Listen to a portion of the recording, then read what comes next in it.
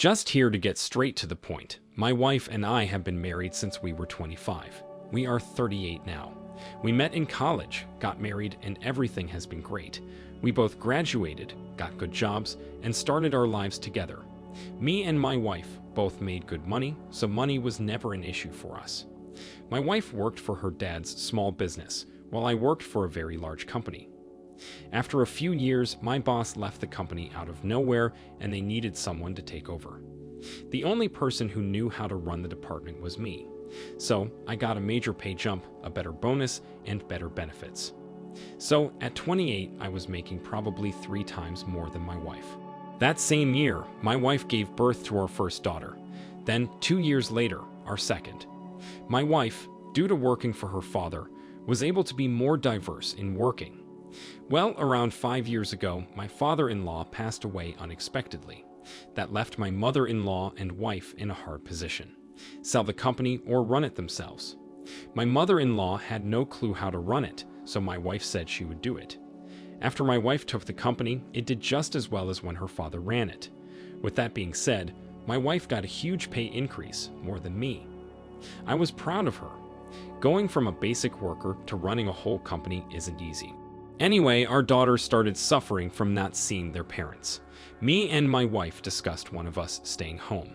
She said, "The company you work for will be fine without you. Mine could go under." I agreed, so I quit my job and became a stay-at-home dad and husband. I do everything. I make sure the girls are all taken care of. I cook, clean, fix things, make sure errands are run, you name it. I pamper my wife when she gets home from work. This went well for a while until about a year ago. My wife was always very appreciative of what I did and loved it. She has become very mean lately, saying things like, "Do you do anything?" or "How about you work for real?" I work my butt off every day, making sure you don't have to lift a finger when you get home at all. Also, I had a real job, but I quit to raise and take care of the girls, our home, and you. Not to mention my wife is very sexual, always has been. She quit initiating sex, and when I asked, she is never in the mood. That was very odd. Eventually, I quit trying. I just thought, with all the pandemic crap and everything else, she was just very stressed and it was getting to her. I started trying harder to make her happy. Nothing ever worked. Last weekend, my oldest had a softball game, so I get everything ready and we go. During the game, I wanted to take a video of my mom and dad since they live in another state and don't get to see my daughters that often. I forgot my phone, so I asked my wife if I could see hers. She had been attached to it all day, so it would be good for her to get off it. Anyway, she hands it to me and says she is going to get a drink and a snack. She gets up.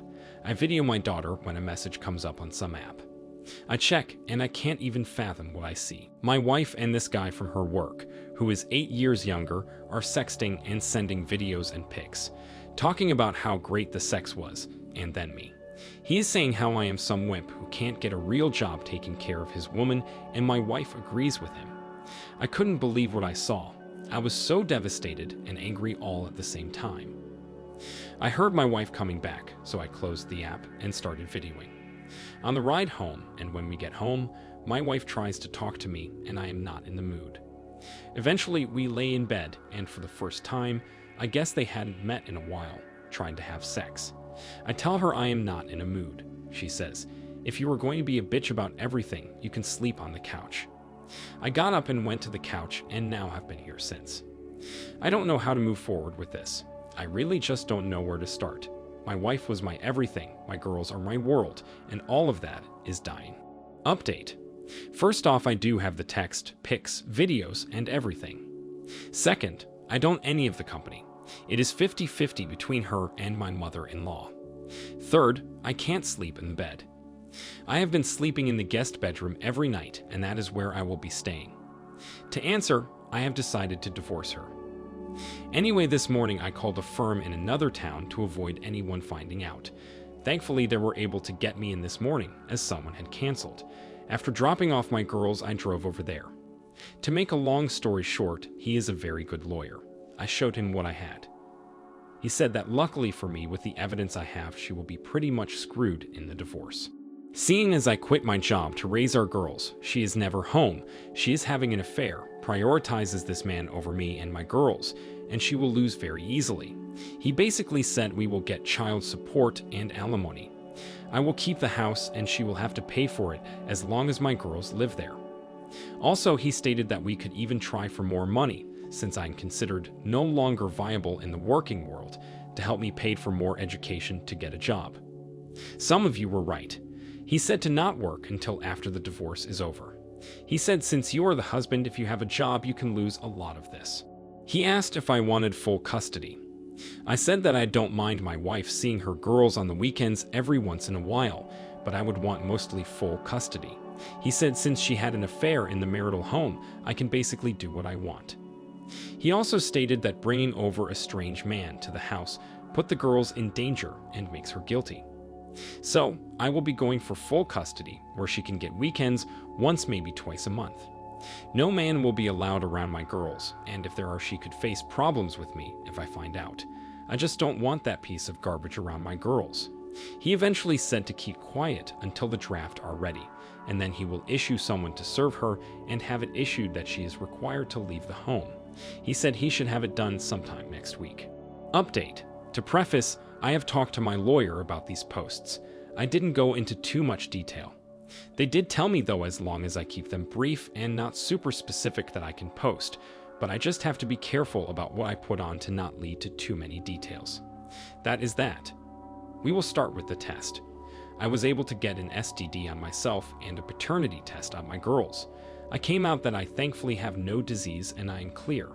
Since I have been pretty much sexless from her for the last year, I wasn't all that surprised. Now for the one that I am sure most of you are wondering. The test on my 2 girls. Am I the dad? I will always be their dad regardless of the results. However, I am here to say that yes, I am their father. I have never been so happy to know that I am their dad. Never thought I would have to question it, but here we are. As for what has happened with my Stax, well, she is out of the house, and I have been granted full temporary custody. In the future, I will go into more specific details. However, for now, she is out of the house. My lawyer set everything up for me to get my girls and make sure that we legally handled her being removed from the home. It wasn't pretty, but details for another time. She was served at work, and from what I know, it wasn't pretty. Like I said though, details for another time. My girls know what is going on. My oldest knows we are separating, and one of her friend's parents split for the same reason. She has seen what happened with her friend and doesn't want us to split. She has been crying for me to let mommy come home. I will be getting them in with a child therapist to explain and help them understand from the direction of my lawyer. My youngest just wants mommy to come home and misses her. It kills me and makes me feel like a terrible father, and they probably hate me now. Sometimes I think I should just let their mother cheat on me to keep the family unit to make my girls happy. I just can't do that. Sometimes I think about allowing an open relationship, and we can just wait till the girls are older, but that won't work for me. Plus, I know the girls will pick up on it and will not like it that mommy and daddy don't love each other. As for my ex, she is living with her mother at this point. My mother-in-law has called me and asked to meet. I agreed, and we will meet at some point. She didn't ask for details, as she said we will talk later, but begged me not to take her granddaughters away from her.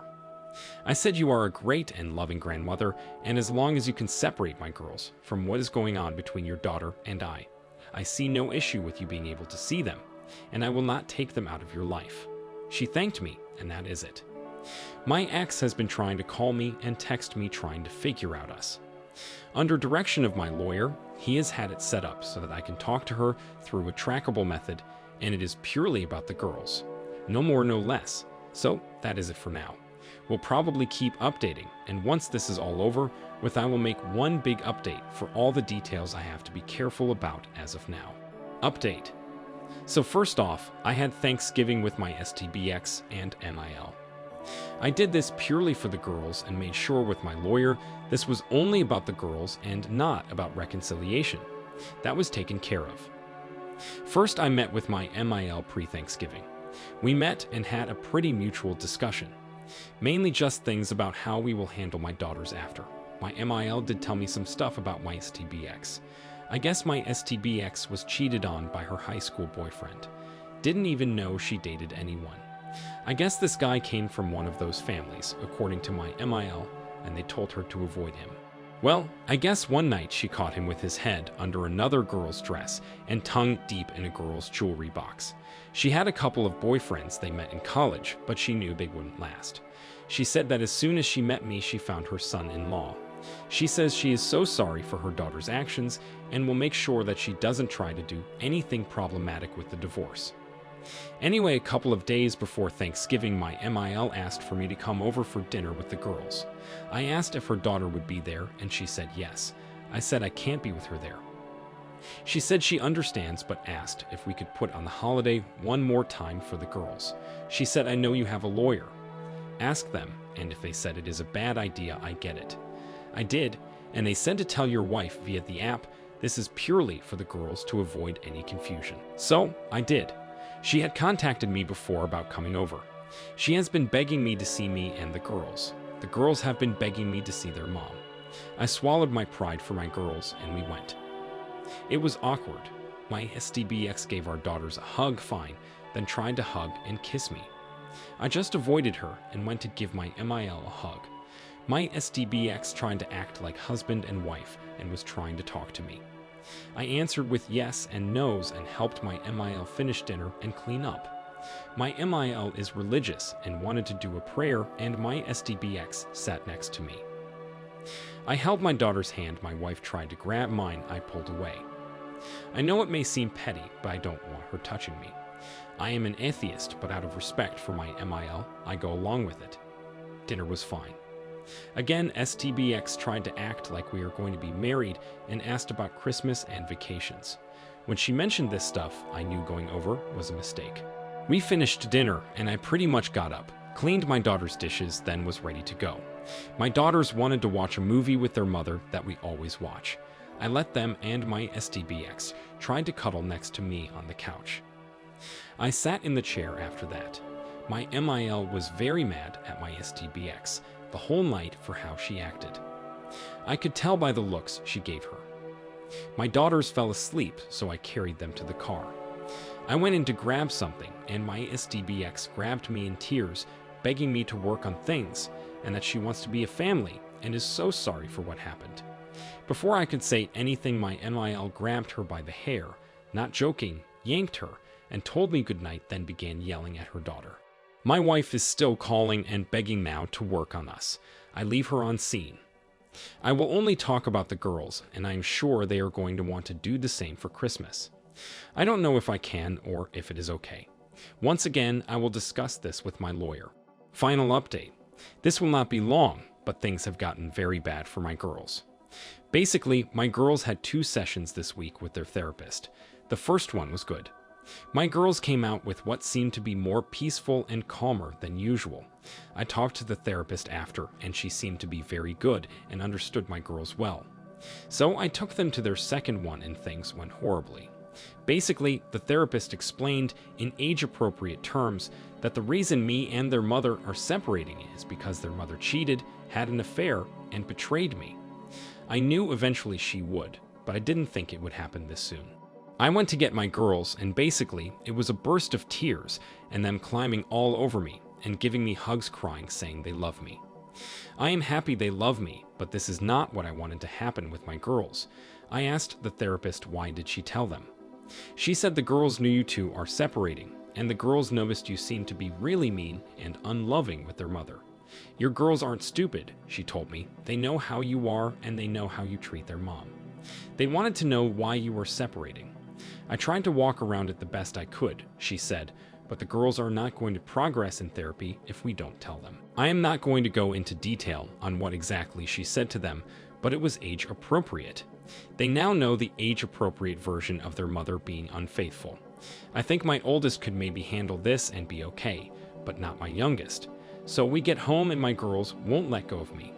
They are literally crying the whole night, so I order food, put their favorite movies on in my bedroom, and we laid there all night.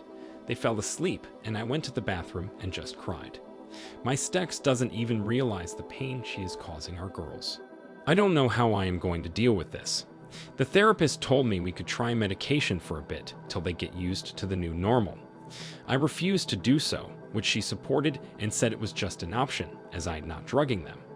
Disclaimer, she cannot give the drugs. She said they would need to see their primary, and they would probably diagnose my girls with something that would allow them to medicate them. I would rather deal with my daughter's emotions the healthy way. I won't have to worry about Christmas as my daughters hate their mother now. My oldest said she never wanted to see her mom again. My youngest follows what her older sister says, even though she may actually agree. I was shocked. I said, "You don't hate her. You may be mad, but you don't hate her. She loves and cares about you." My oldest just said no she doesn't, and then just cried into my arms until she fell asleep, and so did my youngest. So, this is my life now. OP, I don't think there will ever be a good time to bring it up with the girls. And as their therapist said, they notice that you are the one being mean to their mom. Kids are very observant, and they should not be forming their opinions based on half-truths. Also, their initial reaction is very understandable. There is probably a little bit of guilt since they initially thought you were the bad guy. Just continue to be there for them and give them lots of hugs. Tell them none of this is their fault and you both love them still. If you don't want them growing up with anger towards their mom, then discuss it with their therapist on how you can do that. That doesn't mean they have to forgive mom, just learning to let go and not let it define them. I wish you all the best with your situation and hope things are able to work out. Thank you for taking the time to listen to today's story. If you enjoyed listening, please feel free to like and subscribe if you haven't already. Also, don't forget to comment below with your thoughts on the story. Take care.